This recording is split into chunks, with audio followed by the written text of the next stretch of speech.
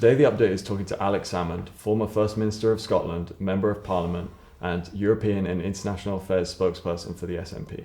Alex Salmond, thank you for being here today. Well, it's great to be here and update. You've long been a supporter of the left. Is there anything that you see as influencing you in your youth to take this stance? That's a very good question. I mean, I've had a reasonably steady view of politics. So I think things are controlled by your upbringing, and certainly there were aspects of my upbringing in a small community in Scotland, which tended to stress the importance of social cohesion and put an emphasis on things. Your political views are often formed by where you go to university, and I went to university in St Andrews in Scotland, which is a very wonderful old university. It's Scotland's most ancient university, but has many students who come from quite privileged backgrounds. So you tend to often in a political situation react against things. So I tended at St Andrews to react against the establishment of the university and of the student representation, which meant that a left-wing perspective was a challenge to that. And it's been around 2 years since you resigned as First Minister of Scotland. Has it been somewhat of a relief to not have that responsibility, or do you miss it? No, I miss it dreadfully. I mean, I loved being First Minister. I mean, I really enjoyed the experience, and I was First Minister for seven and a half years, something like that. But I think it's quite interesting. People, often I've seen politicians who, when they become, been very formidable politicians, but when they become Prime Minister, they find it very difficult to, when they're suddenly responsible for everything. I mean, Gordon Brown was a good example of that. He was somebody who was very successful as a Chancellor of the Exchequer, but very unsuccessful as a Prime Minister. But I found being First Minister not easy, because it's a huge challenging thing, but I found the making of decisions not as difficult. But, everything has its time, and I think the decision I made in 2014 in the aftermath of the referendum was the right one, and by and large, events and politics since have tended to vindicate that decision.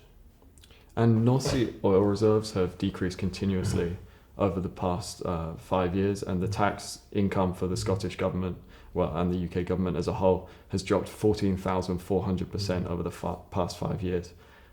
This has left a massive gap in the Scottish finances, and you now have the greatest. Last year, you had the greatest deficit of any EU country. Do you not feel that maybe the Scottish people are actually better off financially than if they'd voted yes in 2014? Well, a number of things about oil. I mean, oil prices go up and they go down. It's not the reserves that have gone down, incidentally. It's the revenues because of the price. Not even production's going down. Production's actually going up at the present moment. But oil prices go up and down, and oil prices will recover, and the resource will recover, and it's not something that's for all. That's just the nature of oil markets.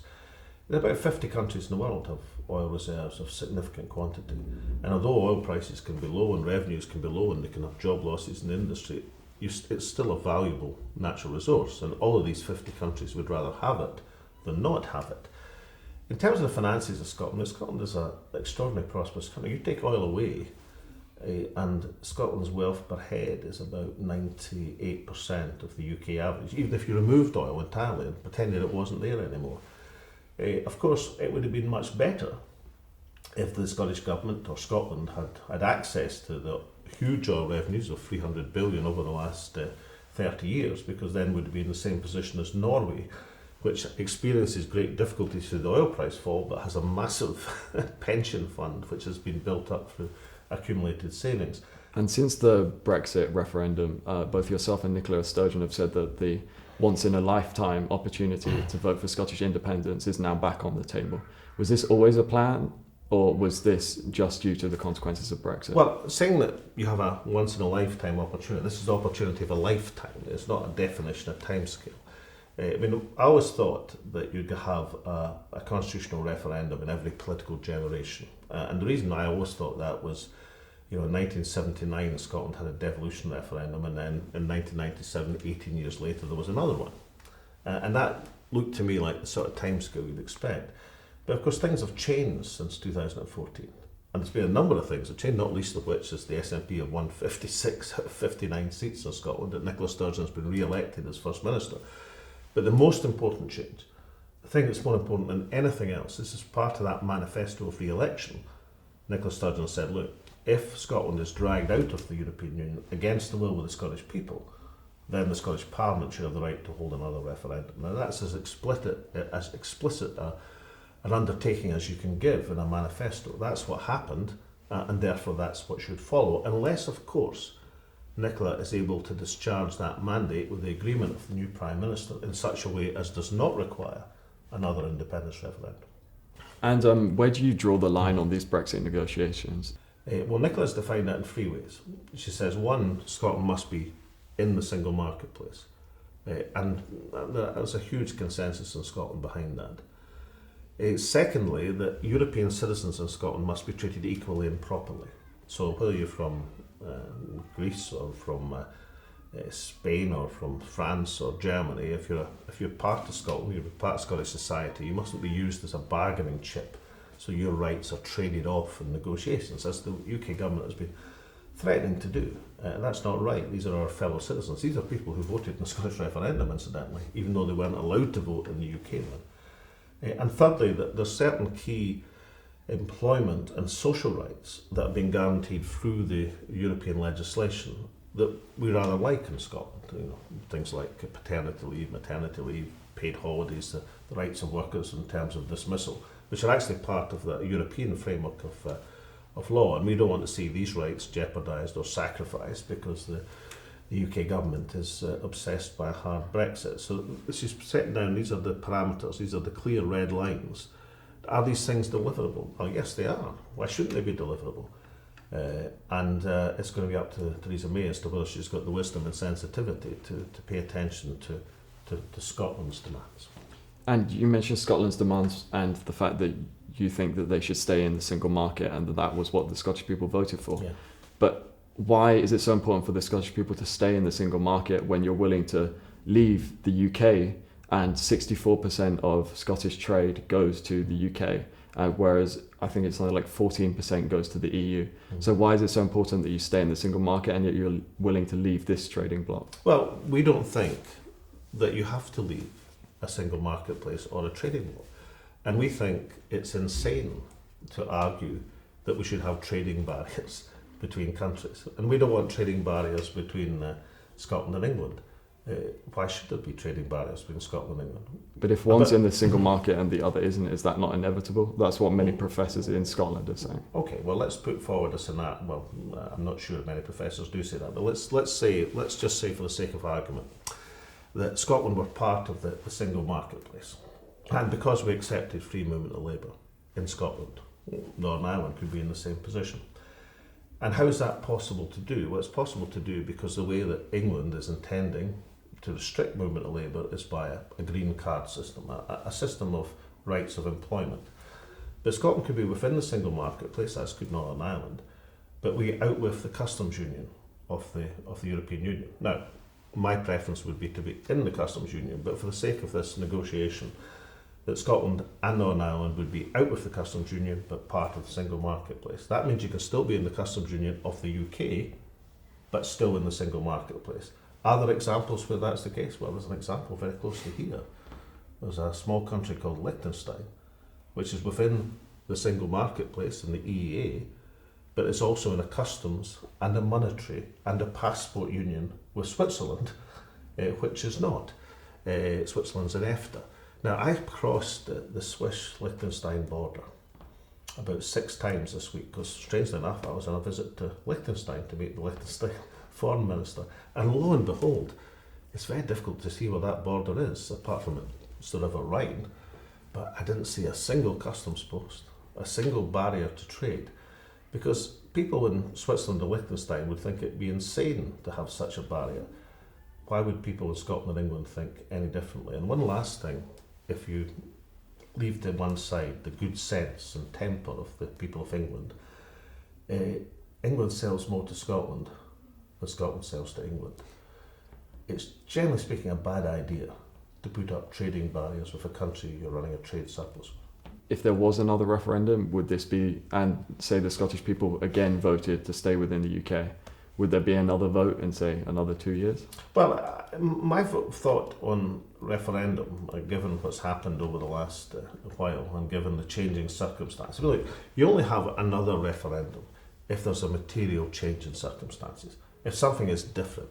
Now, I don't think there's any argument that the context of whether or not Scotland and England are in the European Union is a material change in circumstances. You couldn't get more material than that. Some people would argue it's the biggest thing in UK politics for the last 50 years, since the UK's accession, but at least to the European community as it was then. So you can't get a bigger material change of circumstance than that. So the argument I would say is you have another referendum if there's a material change of circumstance, and crucially, of course, if people want to have one. And how do you judge whether people want to have one? Well, if they vote into Parliament a party or parties who are committed to having it, then you have your legitimacy for another referendum. We're conducting this interview in a country called Switzerland, which has been known to have, well, a referendum or two. Thousands of civilians have died in Syria, with the most being killed by the Syrian regime alongside Russian forces. And you've spoken out against any international intervention in Syria. But do you not feel that as children are being bombed in nurseries and atrocities such as this, that we have a responsibility to protect the people of Syria? And we do that by doing what? You're quite right, Stanley. The most reliable figures are from an organisation, the Syrian Observatory for Human Rights, and they have projected that the child casualties from Russian bombing and the Syrian government are running now into the thousands. The same organisation also suggests hundreds of child casualties from coalition bombing. But far fewer. Well, yeah, but the point I was going to make to you is this. If you're one of these children or one of these families bombed, is it actually going to be a huge material difference to you as whether you died by a legitimate Allied bomb or an illegitimate Russian bomb?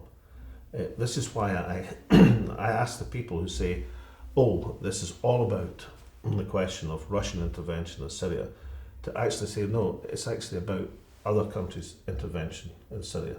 That the mistake is to have military intervention in Syria, full stop. The only military intervention that should take place in Syria should be under the ambit of the United Nations and should be precisely and clearly applied to combating Daesh.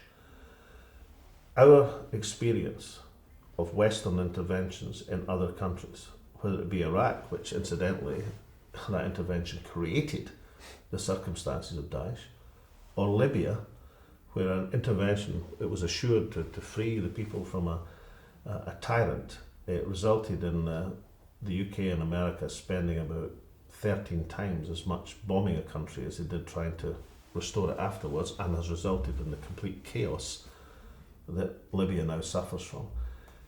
I haven't seen an intervention in recent times which has resulted in less people dying in a more stable situation than there was previously. And the lesson I would take, that unless there are really precise circumstances legitimised by the United Nations with defined objectives and the acceptance and agreement that the restoration of the country being bombed or intervened in has to be as big a priority as the initial military action, then I'm very, very reluctant to sanction any external military intervention or to approve of it.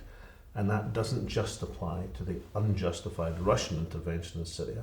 It applies to any country which intervenes without precise objectives under a legal mandate. The Russians have now vetoed 5 proposals within the Security Council. Therefore, it looks very unlikely that there will be a UN mandate anytime soon. Do you think, in that case, we should just wait and watch the Syrian civil war play out? Incidentally, Russian proposals have also been vetoed in the Security Council. Look, I hold no brief whatsoever for Russian intervention in Syria. I've been openly critical of it, and critical in the Russian media of it, not just in the comfort of the Western media. I hold no brief for it whatsoever. But we have to be able to see the world as it is. This is not a simple issue. This is a multifaceted civil war. Now, unless you start understanding the complexities of a multifaceted civil war, there is no direct intervention that's going to secure a better position for the people of Syria. So you have to have a concentrated effort to restore truces, evacuations, peaceful coexistence, and a position where it's agreed that not just one country, but all external forces will remove themselves from Syria, save for a coordinated international action against a terrorist organisation which is a threat to all of humanity. And moving on from that, tomorrow is obviously election day in the US. What are your hopes for the next United States president? I hope that she has a very successful term of office as United States president. What are your views on Jeremy Corbyn as the leader of the Labour Party, and are you happy that Labour has now swung quite far to the left?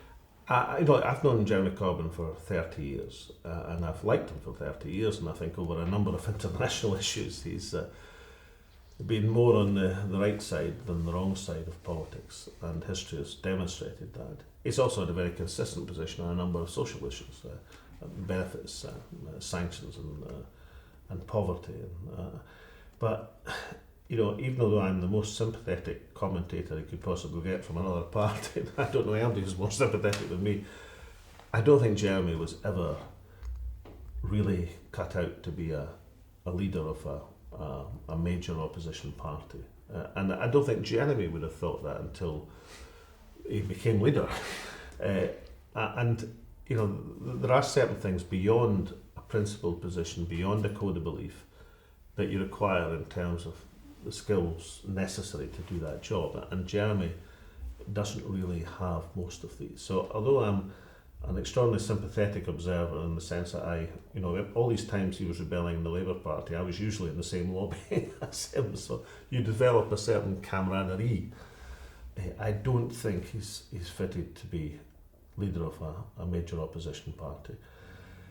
So although I think the right wing of the Labour Party are an incredibly duplicitous bunch, I also think they're wrong in their analysis of what's wrong with the Labour Party.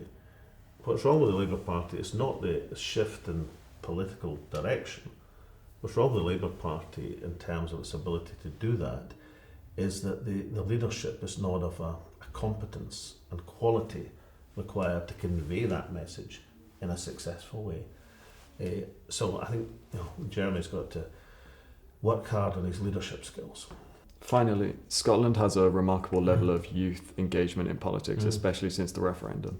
What do you think should be done to replicate this success in other parts of the world and other parts of the UK? Well, one of the keys to it, of course, was the enfranchisement of 16 and 17-year-olds, which I think, it sounds like it's not just the only thing you do, but I think there's a kind of essential message, isn't there? I mean, if 16 and 17-year-olds have the vote, you're saying, look, your view and your vote is valued rather than dismissed.